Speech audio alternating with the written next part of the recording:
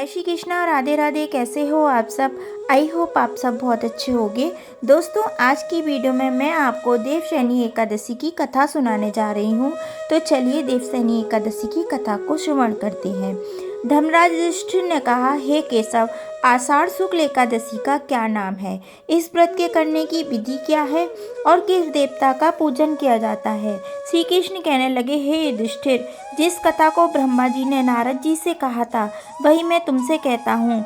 एक समय नारद जी ने ब्रह्मा जी से यही प्रश्न किया था। तब ब्रह्मा जी ने उत्तर दिया था कि हे नारद, तुमने कलयुगी जीवों के उद्धार के लिए बहुत उत्तम प्रश्न किया है, क्योंकि देवशयनी एकादशी का व्रत सब व्रतों में उत्तम है। इस व्रत से समस्त पाप नष्ट हो जाते हैं और जो मनुष्य इस व्रत को नहीं करता वो नरकगामी होता है। इस व्रत के करने से भगवान विष्णु प्रसन्न होते हैं। इस एकादशी का नाम पद्म एकादशी भी है। अब मैं तुमसे इस एक पौराणिक कथा कहता हूँ, तुम मन लगाकर सुनो। सूर्यवंश में मांधाता नाम का एक चक्रवर्ती राजा हुआ था, जो सत्यवादी और महान प्रतापी था। वह अपनी प्रजा का पुत्र की भांति पालन किया करता था। उसकी सारी प्रजा धन धान से भरपूर और सुखी थी। उसके राज्य में कभी अकाल नहीं पड़ा था। एक समय उस राजा के राज्य में 3 वर्ष तक वर्षा नहीं हुई और अकाल पड़ गया। प्रजा अन्न की कमी के कारण अत्यंत दुखी हो गई।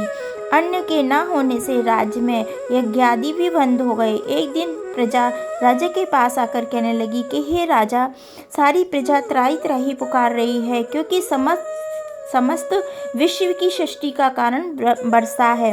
वर्षा के अभाव से अकाल पड़ गया है और अकाल से प्रजा मर रही है। इसलिए हे राजन, ऐसा कोई उपाय बताओ जिससे प्रजा का कष्ट दूर हो।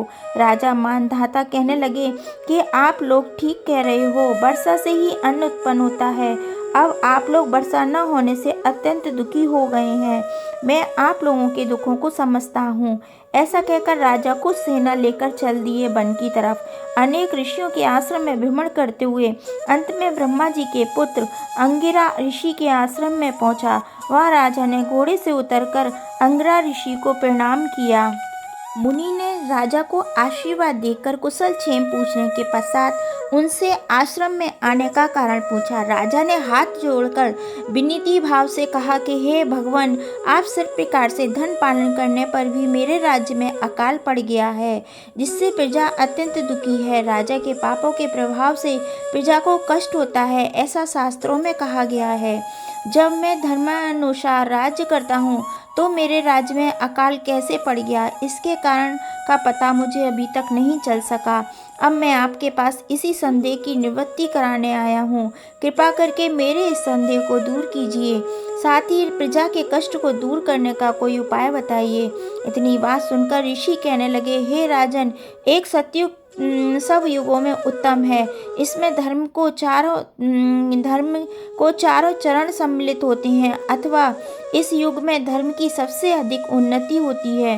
लोग ब्रह्मा की उपासना करते हैं और केवल ब्राह्मणों को ही वेद पढ़ने का अधिकार होता है। ब्राह्मण ही तपस्या करने का अधिकार रख सकता है, परंतु आपके राज्य में एक शूद्र तपस्या कर रहा है।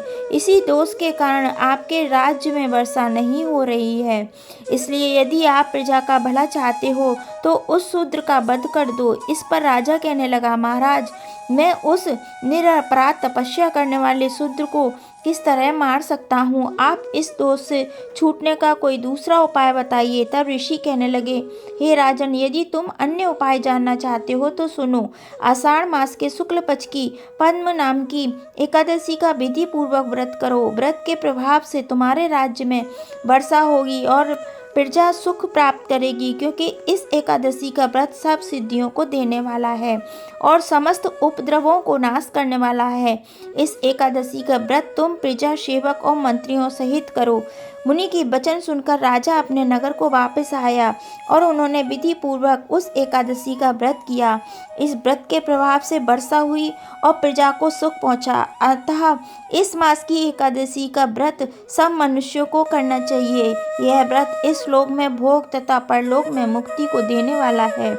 इस कथा को पढ़ने तथा सुनने से मनुष्य के समस्त पापों का नाश हो जाता है और बैकुंठ में आपको मोक्ष की प्राप्ति होती है।